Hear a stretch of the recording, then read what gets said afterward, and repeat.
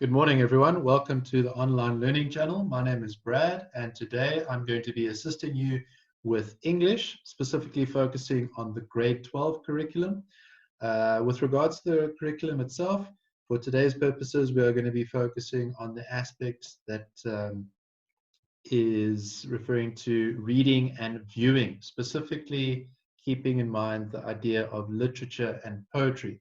So what I have for you is a PowerPoint slide presentation that I'd like to share with you that'll just guide us in just navigating the space that typically defines literature and poetry, and ultimately look at a couple of, say, scenarios that you may face in a upcoming examination, typically your mid-year examination. So without further ado, let us begin. Okay, let's see. So, as mentioned earlier, today's focus is going to be on literature, specifically focusing on the aspect of English known as reading and viewing. Now, remember, when it comes to literature, it typically is defined in 3 sections. So ultimately, it boils down to poetry. It includes an aspect that makes mention of a novel or a series of novels. And then it also touches on a couple of items that refer to drama. So now when it comes to your literature studies, ultimately, when you are preparing for your examination, your literature will be evident within English paper 2.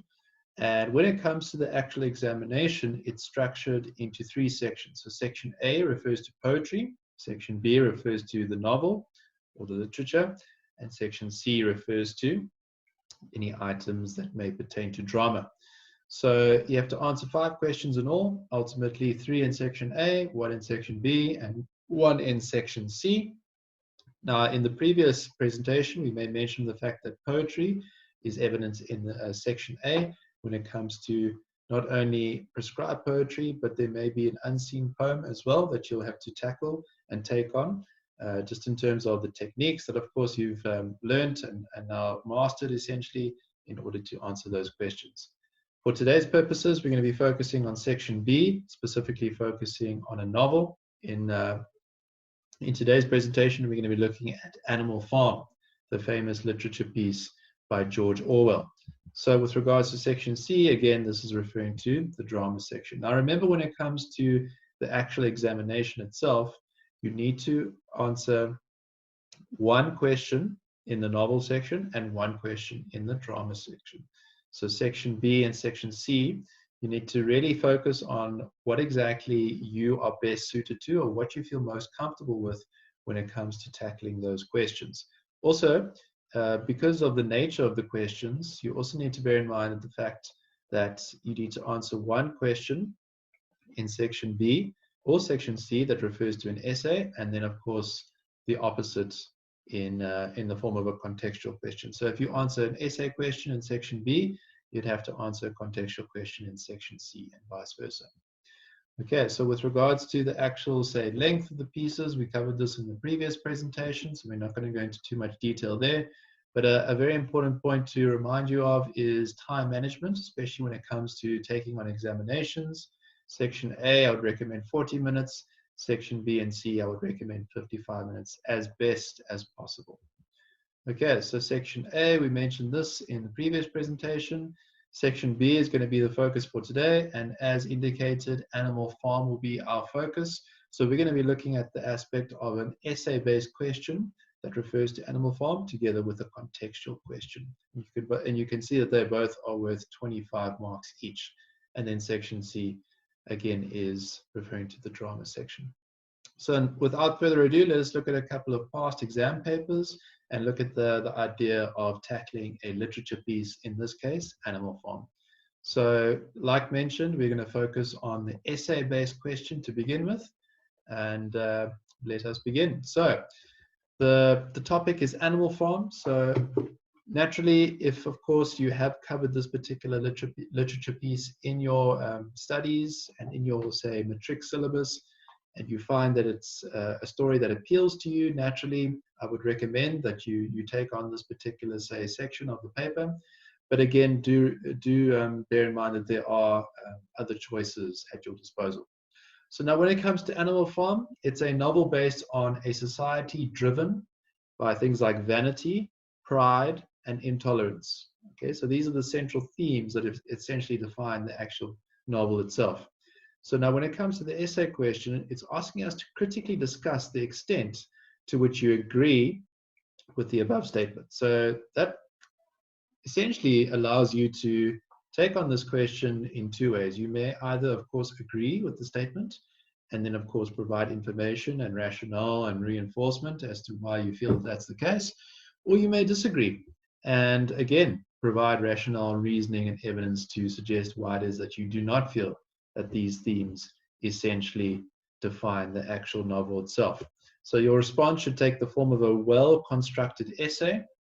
In previous presentations, we focused on the aspect of writing and presenting, specifically focusing on the idea of an introduction, a body, and a conclusion. So in this case, you would also have to stick to that structure. The recommended length, 400 to 450 words. Essentially, this is 2 to 2.5 pages. And as you can see, it's going to be worth 25 marks when it comes to this particular question. So I've offered you just an idea as to how I would answer this particular question. So remember, this is an essay question. It's focusing on the novel Animal Farm by George Orwell. And it's now essentially asking us whether the themes of vanity, pride, and intolerance are evident enough to ultimately define the novel in its entirety. So in this particular case, I have agreed with the statement, and I've indicated the following points. So the animals take pride in banding together to overthrow their oppressive leader, Mr. Jones, after being inspired by Old Major's dream. Okay, so Old Major is essentially the initial protagonist in this particular piece. Old Major's vanity is evident when he establishes himself as the benevolent and wise leader. So clearly a character that's taking the lead. He takes pride in the idea of saving the animals from any form of human oppression. So there's a clear indication here that it's an us versus them scenario that's unfolding in the actual piece. So however, it is that same pride which makes them willing to follow their second oppressive leader, Napoleon. Okay, so step into the picture, the second so-called protagonist, in the sense that Old Major can sometimes get carried away with his, benevolence and his so-called wisdom. So therefore, pride soon becomes merely another tool of oppression. Napoleon is intelligent enough to use this pride to manipulate the animals into obedience and then to convince them that the system is successful. So naturally, it's a case here where animals, by nature, can be taught to be obedient by their so-called master. And in this case, it initially is Old Major, but consequently, over time becomes Napoleon as the story unveils. So Snowball falls prey to his vanity and does not see Napoleon's evil plan to usurp power because he's so proud of his own ideas of implementing Old Major's dream. So as a leader, Snowball's ego is so evident when he and the pigs are complicit in gaining privileges for themselves, as opposed to lending these privileges to the other animals. So Napoleon and Squealer are guilty of pride, vanity, and intolerance. This is all evident. Napoleon establishes himself as an absolute leader and is intolerant of any opposition. So typically a dictator-like figure. He realizes that the merit of Snowball's plans are evident, and after discrediting Snowball, takes ownership of them. His vanity is revealed when he sets himself above all the animals and establishes the cult of Napoleon. The execution of traitors is indicative of his intolerance of any opposition. So quite clearly we see a theme of intolerance being presented here. So we move on then to elaborate further. Squealer's pride lies in his propaganda skills, which he then uses to perpetrate Napoleon's oppressive rule. So on Napoleon's instruction, he manipulates the animals and makes them proud of their supposed success, despite their suffering. So even though that they may perceive success being evident, they are essentially indirectly suffering at the end of the day. He secures their questioning loyalty to Napoleon. Molly is vain and egotistical. She is selfish her only concern being her own comfort. She's also intolerant of the principles of animalism and chooses to leave to pursue her own interests. So again, this is quite evident. Boxer's pride in his work inspires the other animals. This is exploited by the pigs, causing Boxer and the other animals great hardship. Boxer's intolerance of the pigs' exploitation leads to his demise. Benjamin's vain assumption that he knows better causes him to be aloof and remain silent about the injustices being committed.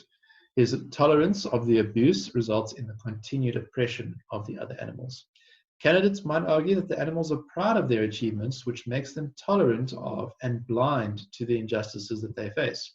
So ultimately, it's a case of leading the blind here and just following blindly at the same time.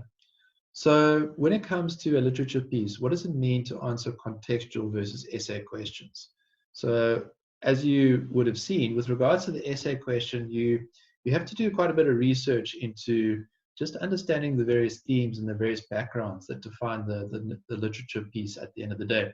So as we can see, the story is quite layered in the sense that there are many different characters, there are many different, say, outcomes in terms of their actions, and of course many different consequences thereafter. And again, it's always a good idea to try and relate to those actions and consequences thereof and the decisions that have been made, maybe in light of your own experiences and how it is that you can try and cross-reference what is happening in the actual piece to your own lives. So the contextual question is slightly different. Okay, so what we have here in the contextual question is an actual extract from the literature piece itself. So we can see that there is a variety of paragraphs here that ultimately define chapter 3, as indicated at the bottom of the slide.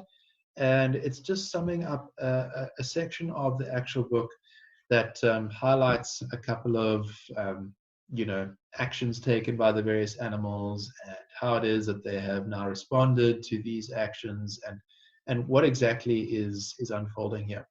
So now when it comes to the actual questions, it's going to be quite specific in the sense that it's going to ask you to refer to a specific section of the extract that is being made available to you. So it's essentially a source-based type of approach, if you will. So what we need to do in 2.11 is refer to lines 4 to 6. Nobody stole. Life had almost disappeared.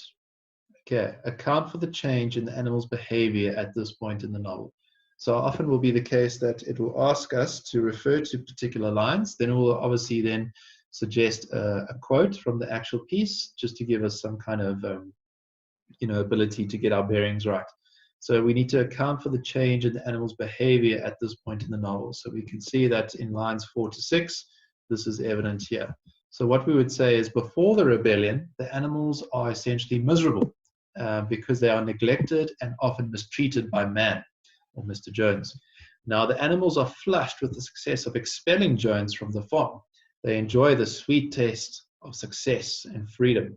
The work that they do is for their own benefit. So the food tastes better as if they have worked for it and they have made more leisure time. There's a sense of unity and camaraderie in working for themselves. Okay, so this is the change in the animal's behavior that's now being evident, that is now evident in the piece. Question 2.1.2, refer to line 8.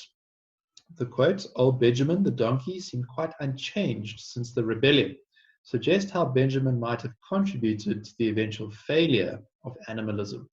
So quite clearly we are now being asked to focus on old Benjamin as a character and how it is that old Benjamin may have somehow contributed to the eventual failure of animalism. So we would say that Benjamin is one of the wisest animals on the farm. However, because of his cynical attitude, nothing will change, quite the pessimist, and his need for self-preservation, he seldom uses his wisdom to benefit the animals. He's aware of the pigs' manipulation, their mistreatment of the animals, and the subversion of the principles of animalism for their own greed and power. But he does nothing to warn the other animals. So even though he's noticing these themes, he doesn't necessarily make anybody aware.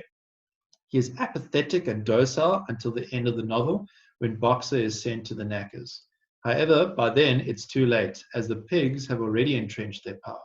So he's been given ample opportunity to make a move, if you will, to now address the injustices that are being committed by the pigs, but because of his docile and because of his apathetic nature and his just unwillingness to really take any kind of action, it ultimately results in the demise of the other animals, courtesy of the pigs. Okay, referred to lines 16 to 19, the flag was being finally overthrown. So in light of the later events in the novel, discuss the irony in the above lines. So you obviously you would obviously have had to have a good sense as to what exactly this may be referred to in terms of the, say, end section of the novel. So the Republic signifies the unification of the animals, free from the bondage of slavery by man. However, the animals simply swap one master for another, are now enslaved by the pigs that resemble the humans, essentially. So though the humans have been overthrown, the animals are now enslaved by their own kind, which contradicts the concepts of animalism and the idea of a republic. So in addition to this, the pigs have also changed the name of the farm back to Manor Farm and are now negotiating with the very humans they have overthrown. So this goes against the principles that typically define animalism, because now it's as if the pigs are in cahoots with the humans themselves. Okay, so refer to line 1. I will work harder, exclamation mark. So comment on how Boxer's motto is typical of his character. Okay, so when it comes to Boxer, Boxer represents the dedicated working class. He believes in his leaders and is willing to work himself to death. His motto reflects his belief that he has a contribution to make to the success of Animal Farm. Boxer is loyal to the principle of animalism and unquestionably accepts the pig's authority, even though he may not see any kind of sense in their rule or how it is that they're going about with their business. He follows blindly. His selflessness enables him to carry out the brunt of the physical labor. So he's just a worker at the end of the day that's willing to do the hard yards. Okay, so now we have a second extract. This is from chapter 7 of the actual novel itself. And this is going to be focusing on a couple of scenes that are quite, say, how can we say, a little bit more cynical in nature, a little bit more dramatic, if you will. Things are really, say, picking up in terms of not only the dynamics between the various animals in terms of the kind of socio and the political dynamics, but also the idea that there's a clear sense of hierarchy being evident, and people are benefiting versus others not so much. When I say people, of course, I refer to the animals. Okay, so we're going on to the next series of questions. So now when it comes to question 2.1.5, what we need to do is we need to account for Clover's state of mind as reflected in the above extract. Okay, so it's typically asking us to refer to this particular extract, not necessarily asking us to draw on our knowledge from any other, say, sector or sections of the actual novel or the chapters of the novel, and it's asking us to account for Clover's state of mind. So what we would say is Clover is perturbed by the recent execution of the animals by Napoleon. As mentioned earlier, things are taking almost a turn for the worst. She cannot believe that her comrades are guilty of the crimes to which they have confessed. Okay, so she's almost feeling a little bit perplexed in the sense that she can't quite fathom how it is that the animals have reached this point. In her mind, all the acts of murder contradict the idea of animalism and the dream of unity, peace, and liberty for which they have fought so hard for. So ultimately, Clover is a strong animalist. She's steadfast in her beliefs in terms of bringing the animals together under a sense of unity and liberty and equality. And now the fact is that, Napoleon, together with his fellow cronies, are taking matters into their own hands, even willing to go as far as executing some of the animals that are not willing to obey or to abide by the new founded rules. So then we go to lines 13 and 15. It's starting off the question with a quote again. She began to sing, sung it before. Okay, so this is the quote that we're making mention of. It's asking us then to using these lines as a starting point, explain the significance of abolishing the song, Beasts of England. Okay, so abolishing the song, Beasts of England. So in this particular extract, It's essentially evident within, let's see, the third paragraph. So at last, feeling this to be in some way a substitute for the word she was unable to find, she began to sing Beasts of England. Okay, so when it comes to this particular question, the original purpose of the song is to symbolize unity and ignite hope for a better future. So this mournful rendition of the song shows how the animals' dream of freedom has now been destroyed.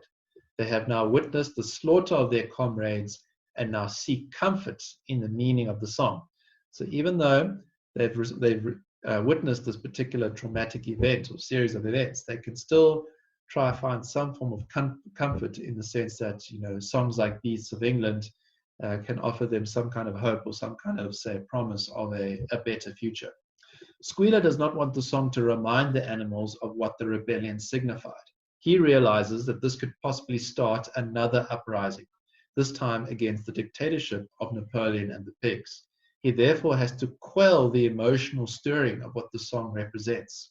So he takes it upon himself to almost nip this one in the bud and suggest that, you know, we mustn't necessarily, you know, dwell on this particular song and the meaning behind it, because it could very well result in further consequence. Okay, so with that said, we then go on to the third question, 2.1.7, the third question in this particular slide, asking us to refer to lines 9 to 10. She knew that, Days of Jones. Okay, so it's asking us to discuss how propaganda is used to make the animals believe that they are far better off than they had been in the days of Jones. Okay, so this propaganda is clearly being utilized in a way as to convince the animals, despite things not exactly being 100% equal and not necessarily affording all the idea of liberty or freedom, it's far better than, you know, the times that defined the rule of man himself. Okay, so 2.7, despite the intimidation and the atrocities of the executions witnessed by the animals, Clover still feels that they are far better off than they had been in the days of Jones. So again, always taking us back to that theme of us versus them. The animals, despite their differences, if they stick together, if they carry out business as they see fit, they will be far better off than they were under the rule of Jones or man himself. Her conviction is mainly because Napoleon uses Squealer as an instrument of propaganda. So she's effectively the minister of propaganda, if you will. He is a credible force, and his convincing lies play a major role in convincing the animals that man is still the enemy. So Squealer is clearly using his ability to now manipulate the animals to convince them into a particular way of thinking that ultimately serves Napoleon. The animals are continually fed false information on how well the farm is progressing. Despite the extreme hardships, they are kept motivated through propaganda that their lives have improved, when in fact the opposite in reality is true. It is the continual manipulation, the deceit, and the changing of history which keeps this perception of prosperity under the pigs' leadership alive. So again, propaganda is a very powerful tool. It's something that can be utilized for the good, but ultimately, in most cases, it is utilized in a negative light. Okay, so 2.1.8. So in the novel, Orwell is critical of power-hungry leaders. Okay, so essentially the reason behind Orwell writing this particular piece is in many ways criticizing those that are effectively power-hungry and assume some kind of dictator-like role within whatever society they may find themselves. He's just used a nice, simple, say, example of a farm with the various animals playing the lead roles and characters to reinforce these particular themes. So using this extract as a starting point and drawing on your own knowledge of the novel as a whole, discuss the extent to which you agree with this statement. So often will be the case at the end of a contextual, say, question or contextual, say, section of the paper. It will often ask the writer to now elaborate on what their take on matters may be. Despite the fact that there are various themes and various opinions often being illustrated throughout the actual, say, exam itself, it's always in your best interest to now formulate your own opinions and your own take on what exactly the examiner is asking of you. So in this case, I have agreed. So again, it's asking us to agree or disagree as to where Orwell is critical of power-hungry leaders. So I feel he is. The extract highlights the horrors that have occurred on animal farms since the pigs have assumed leadership. So ever since the pigs assumed leadership, there's been a strong sense of oppression being evident. The original ideals of animalism have been undermined, and any dissent has been met with punishment. Napoleon abuses his authority from the start. The pigs exploit the animals, you know, manipulating their loyalty and ultimately taking advantage of their gullibility. Orwell also makes it clear that dictators will go to any length to ensure that they maintain their power. They manipulate the working class for their own selfish desires and to the detriment of others. So again, it's always about the dictator and their own benefit as a result of others now, of course, being on the receiving end of that benefit. So Orwell warns that unlimited power invariably leads to corruption and oppression. He uses Animal Farm to show how the abuse of power by leaders is cyclical. So the oppressed have the ability to become the oppressor. So again, because people have been oppressed for too long, in this particular case, according to the pigs, they now feel that they need to assume authority, and the only way they know how to is, of course, through methods of oppression. So in his criticism, he suggests that because of power-hungry leaders, revolutions are doomed to failure. Because again, it's always a case of now just almost taking an act of revenge, if you will.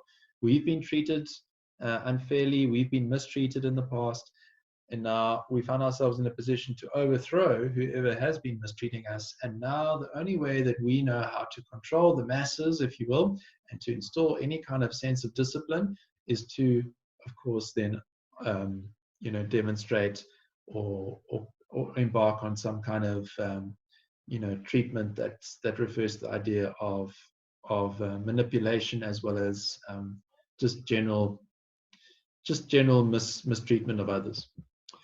Okay, so for today's purposes, we focused on literature.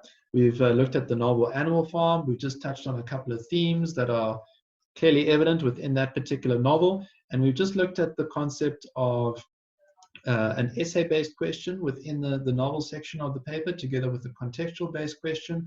We've looked at the various questions that you may come across in the actual exam, and then ultimately we've offered a couple of questions and a couple of guidelines that hopefully will assist you along the way. So thank you very much for tuning in to today's lesson. If you enjoyed today's lesson, please share with us your thoughts. Just indicate a like there, or subscribe to our channel.